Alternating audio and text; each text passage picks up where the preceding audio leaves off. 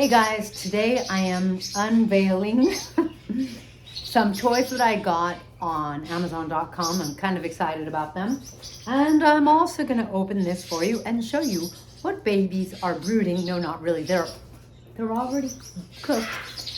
What babies are sprouting because their feathers are coming out in my pink basket.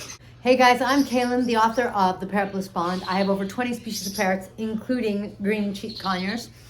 I love my parrots. Parrots are my bliss. I am here to help you hopefully have a more blissful bond and get inspired about your parrot, reducing the need for rescues. If you already know that sometimes I have babies, then you're used to hanging out. Thanks for being here.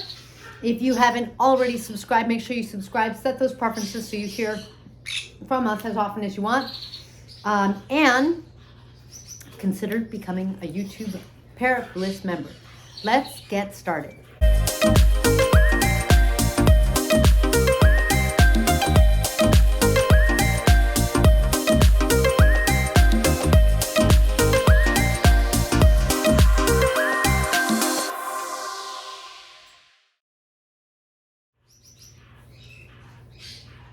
Okay, so first of all, I just started to open this. I'm kind of excited about this.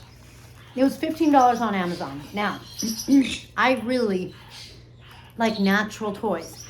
If you read my book, The Parrot Bliss Bond, you know that, I don't expect life to be perfect, but I don't like plastic toys necessarily because sometimes the parrots really like plastic, but sometimes I think it gives them something like soft and spongy. But this is spongy and I prefer it. I don't like plastic because it's not natural. So this was a package for $15 of 5 toys. So there's 3 so far. You'll notice that the bells come right off. And if you aren't already aware, the reason the bells come right off in my house is because the bells have little metal parts, and I don't know, it's just a recipe for disaster. We've had birds kind of have problems with those. By all means, these two, the hooks. So I try not to leave hooks in the cages. Once the toy is done, everything goes out. So I do take those out as much as I can. I'm also not a big fan of colors, but I don't have a Santa's workshop for parrot toys, and so, I don't know. I can't, what you can do? You can't do everything. So it's more important to me that they have something, and these toys aren't too bad. I like that these toys, there's number 4 and number 5. I like that these toys don't have rope, don't have natural fibers. Some of the toys I see, they're just like a rag, and I'm just sitting there going, oh God, those are toys that the parrots like chewing on, but the problem is the little fibers from the fabric, they ingest them sometimes, and that's going to back up in their system, make them very sick, and lead to an expensive emergency operation and or death. So at that point, I'll take colors because I never heard of a parrot dying from colors. It's just I don't prefer the strong dyes. Have you noticed that the parrots will dip stuff like this when they can into their water, and then the water turns colors? And it's like if it's doing that, like I'm just not big into the colors. These colors don't look as bright, so I feel like the food or the dye isn't as strong. So like at least that makes me feel better.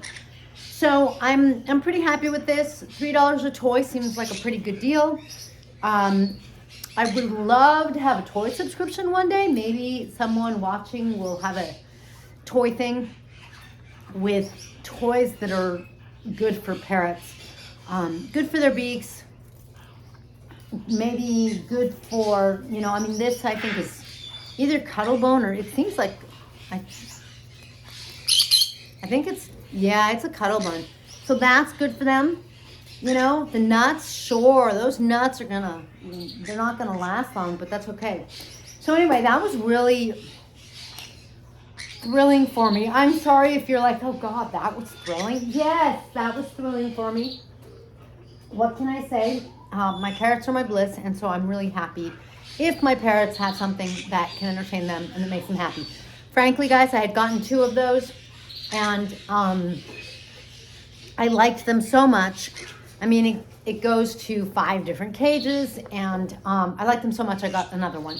And that's because with over 22 species, you can imagine that I have a couple of different beaks to entertain.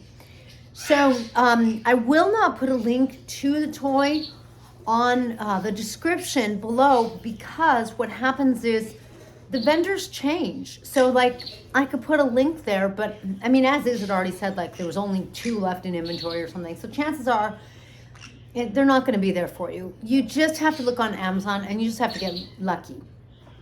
I will tell you that I have another toy store I like. It's called Bonka Bird Toys. It's down in Fort Lauderdale, and I did go one time, and I got like $500 worth of stuff. I'm not gonna lie to you, I kind of like went like it's like oh my God, so many bird toys. And so and I just like tried to hone my focus down to the toys that looked natural and that kind of thing. So I think they had some toys that I wouldn't prefer for my parrots, but they certainly had toys I do prefer for my parrots. I really, really like the toys that are like the natural woven mats. The parrots love those. I don't think I have a parrot that doesn't like those, from my smallest parrotlets up to my macaw. So Bonka Bird Toys, they also do online, and so that's another possibility. Maybe they'll do a toy subscription with me one day. Who knows? Who knows? Okay, so can you hear them? Did you hear that? They're so cute. So we've got some Linny babies in here. This is one of the eldest. Look at that pretty turquoise. Hello, turquoise baby. Hello. With Linnies, the turquoise, I'm gonna have to double check, but I think they're sexually monomorphic, which means I'm not positive. Maybe if you're watching and you know, you're like only getting the view of the tail. I think you have to DNA. I don't know if the color gives away the gender. There's the baby. These guys hatched. When did you hatch? Let's see. The crimsons were in September, so these guys are like about 4 weeks. So cute. Getting fully feathered over here. And then here's a green one. So these parents, this time they made the traditional green and turquoise, or the, what would you call it? You know, this is like the green they are in nature. It's really pretty. Look at the green on the, on the bottom. I'm trying to show you the underside. Here you go. Hold on, sweetie. There. Isn't that so pretty? They are really good eaters.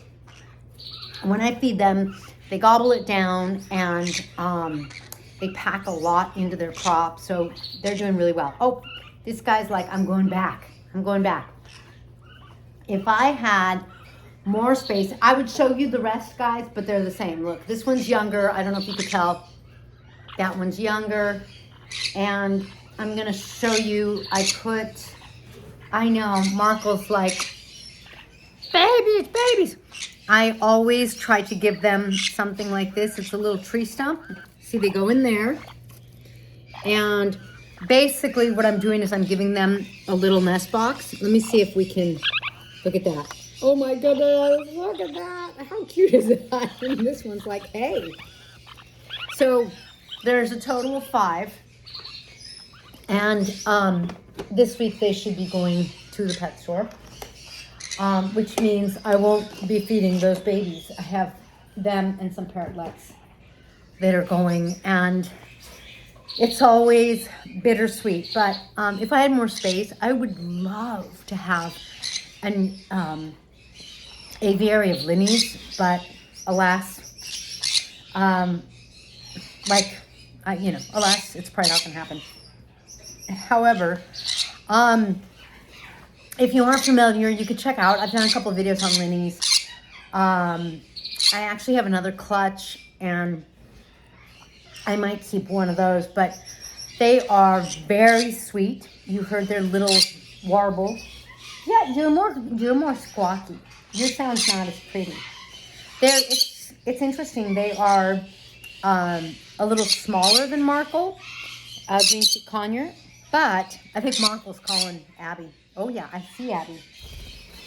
She's trying to fly to him. The Linnies are a little smaller, but they almost weigh the same.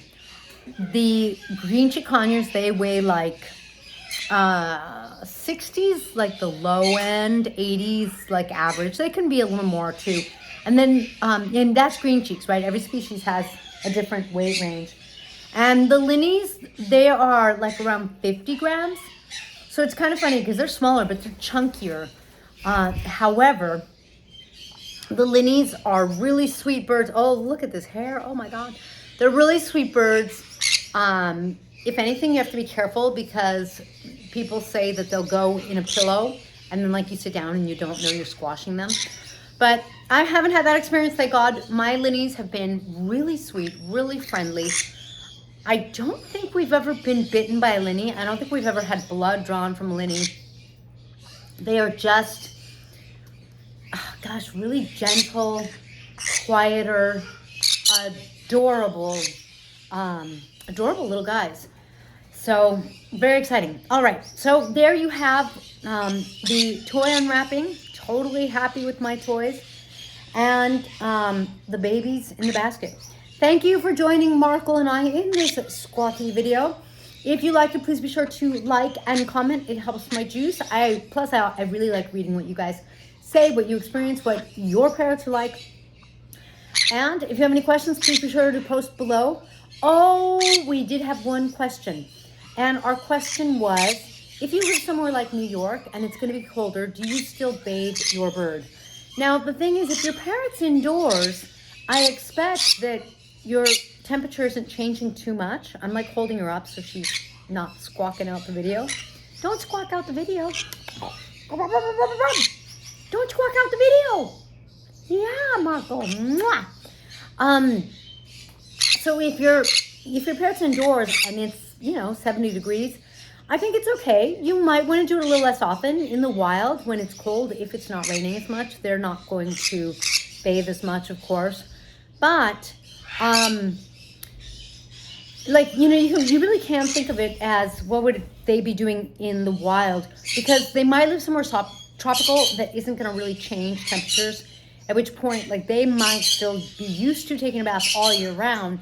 And you may not want to do that because if your parrot's going to get cold, that could be a little problematic. Now, there are parrots that live places that are cold because they've adapted, and they still get rained on, and they do fine, but they have the ability to go somewhere warm. Like they can go into a tree trunk, or one thing that I think we have to remember when our parrots are out and about is that in the wild, they could go hide somewhere. They could go somewhere warm. They could fly up somewhere lower or higher, or, in and out. Like there's more options. In our homes, we don't have as many of those options. So if you do, make sure you keep them warmish, and you can try to train your parrot to be okay with the hair dryer. Hair dryer can help get the feathers dry, and the noises don't usually bother them. You may have to acclimate your parrot to the hair dryer. But I hope that helps. If I lived in a colder climate, I would probably bathe my parrots less often. Again, thanks for joining me. I'll catch you in the next feathered video.